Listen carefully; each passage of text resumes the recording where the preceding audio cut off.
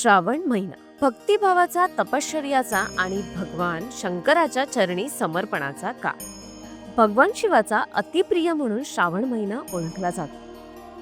समज आहे की या काळात भगवान शंकर स्वतः ध्यानस्थ असतात आणि भक्तांचं श्रवण करतात. म्हणूनच दर सोमवारी श्रावण सोमवार व्रत केला जातो.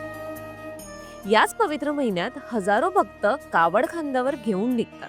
शिवपुराणात असा उल्लेख आहे की रामाने स्वतः कावड घेतली होती आणि भगवान शंकरासाठी जल वाहून नेलं होतं. त्याच्या अनुकरणातूनच ही परंपरा आजही चालू आहे.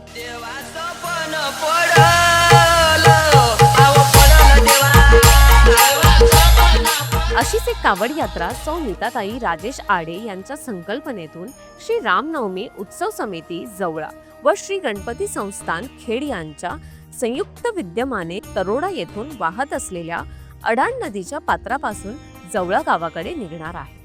हजारो भाविक भक्त या कावड यात्रेत सहभागी होण्यासाठी आलेले आहेत.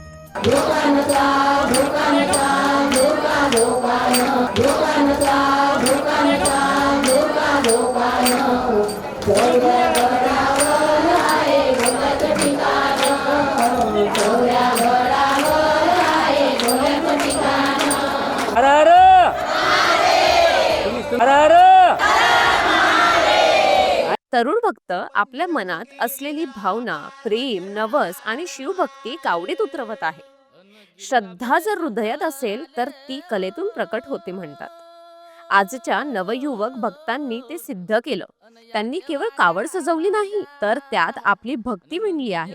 ठरल्याप्रमाणे माननीय राजेश भाऊ आडे यांनी सर्व भाविक भक्त जमलेल्या जनसमुदायापुढे आज निघत असलेल्या कावड यात्रेविषयी आपले मनोगत व्यक्त केले.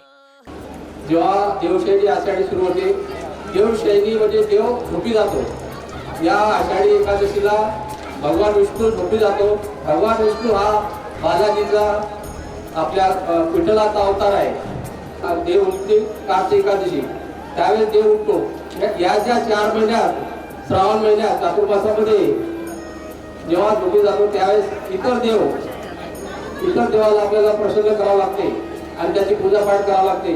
जसे की आता भगवान शिवजी आहेत, गणपती आहेत, दुर्गादेवी आहेत, इतर सर्व जे सण येतात त्यामध्ये नागपंचमी आहे. ज्या ज्या देवाला आपण प्रसन्न करतो त्या देवाला आपण जेव्हा प्रसन्न करतो ते देव डायरेक्ट इंडायरेक्टली विष्णू भगवानकडे आपली प्रार्थना पोचते.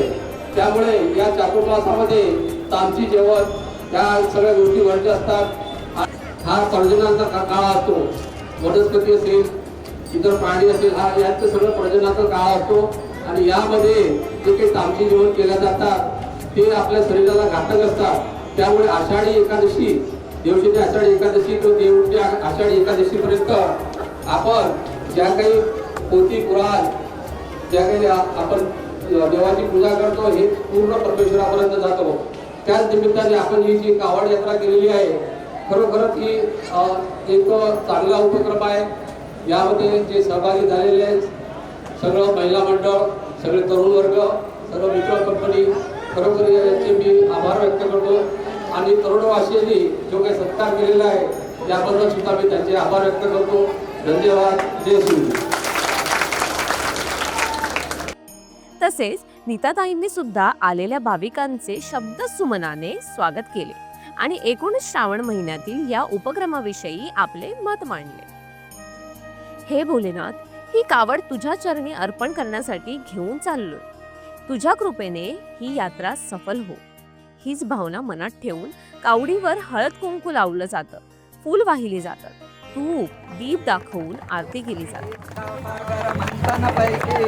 रामाजी अवचिंता हळहळ उठविले, तेव्हा ते असुरा प्राशन केले. निळकंठ नाम प्रसिद्ध झाले. जय देव जय देव जय शिव शंकरा स्वामी शंकर.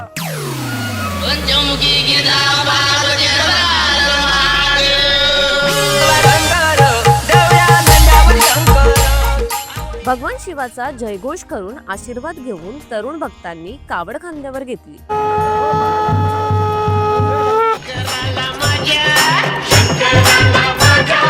महादेवाला माझ्या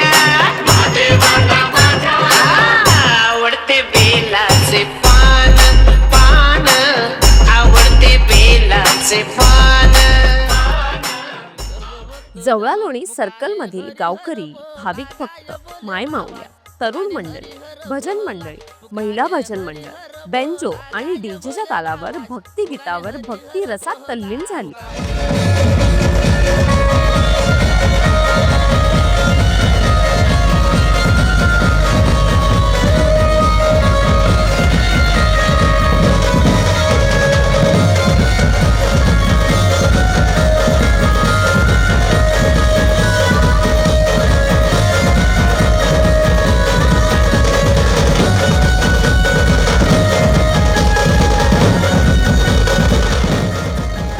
पाहता पाहता जात, पंथ, वय, भाषा हे सर्व फरक विसरून आणखी भाविक जुळू लागले.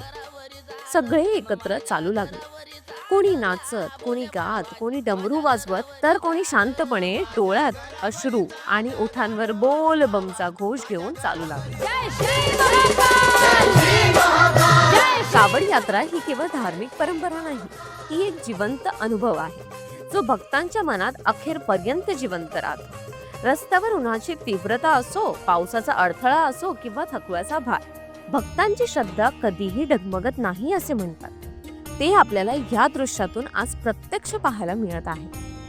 श्री गणपती संस्थान खेडच्या वतीने कावड यात्रेत सहभागी झालेल्या भक्तांसाठी पाणी, फराळ, फळे, औषधं सोबतच ॲम्ब्युलन्सची सोय सुद्धा केली गेली होती. ही केवळ धार्मिक यात्रा नसून माणुसकीचं आणि एकात्मतेचं जिवंत चित्र आपण पाहतोय असे भासत होते. कर दो बेड़ा पार मेरे उज्जैन के महाकाल. अशा पद्धतीने तरोडा या गावापासून जवळा या गावापर्यंतचा प्रवास पार करून कावड यात्रा जवळा येथील महादेवाच्या मंदिरात पोहोचली.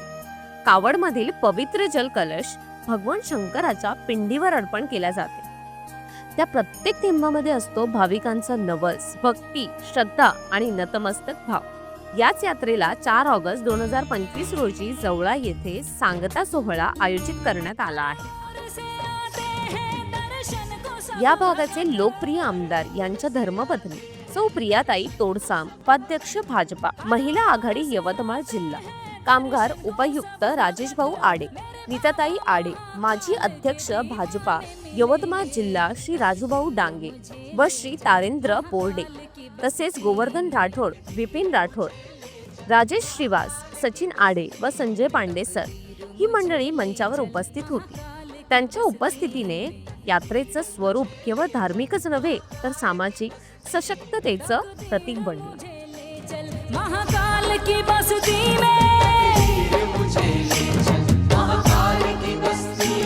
तकदीर मुझे ले चल. या कार्यक्रमाला विशेष महत्त्व लाभलं जेव्हा माननीय हंसराजजी अहिर, अध्यक्ष राष्ट्रीय मागासवर्ग आयोग दिल्ली यांनी उपस्थित राहून भाविकांना आशीर्वाद आणि मार्गदर्शन दिले. सामाजिक क्षेत्रात काम करणारे आडे साहेब, त्यांची धर्मपत्नी यांच्या माध्यमातून जी संस्था आहे यांनी आपल्या भागात सेवा कार्य सुरू केलेलं आहे. फार मोठं काम. घरचा पैसा लावून लोकांना साहित्य वर्ग करणं, औषध देणं, त्यांच्याकरता मजुरीला धावणं हे सगळे श्रीमंत लोक करत नाही.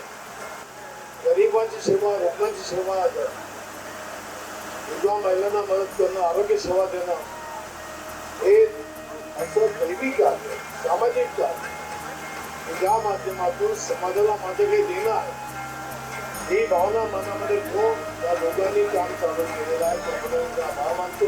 मिरवणुकीतील झाकी पाहून जवळा गावातील प्रत्येक जण मंत्रमुग्ध झाला होता. माता भगिनींनी कावड यात्रेच्या स्वागतासाठी आपल्या दारापुढे रांगोळी घातल्या होत्या. भाविक गावकरी सुद्धा भक्ती रसात सामील होत होते.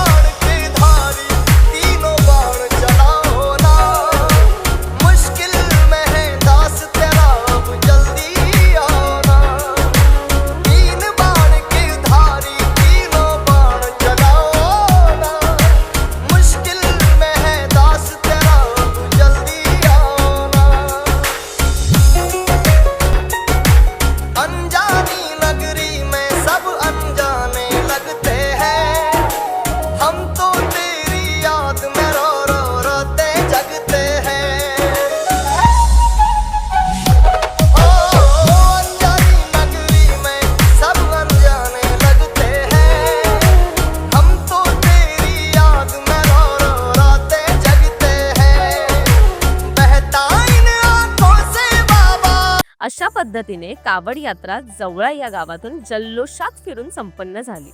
पण भक्तांच्या मनात त्याचं गारुड कायम राहतं म्हणतात. ही यात्रा भक्ताला बदलते, त्याच्या मनात शांतता आणि भक्तीचं बीज पेरते आणि पुन्हा एकदा पुढच्या श्रावणाची वाट पाहत तो आपल्या दिनचर्येत परततो. पण यावेळी एका नवीन ऊर्जेसह आणि एका नवीन दृष्टिकोनासह. हर हर महादेव.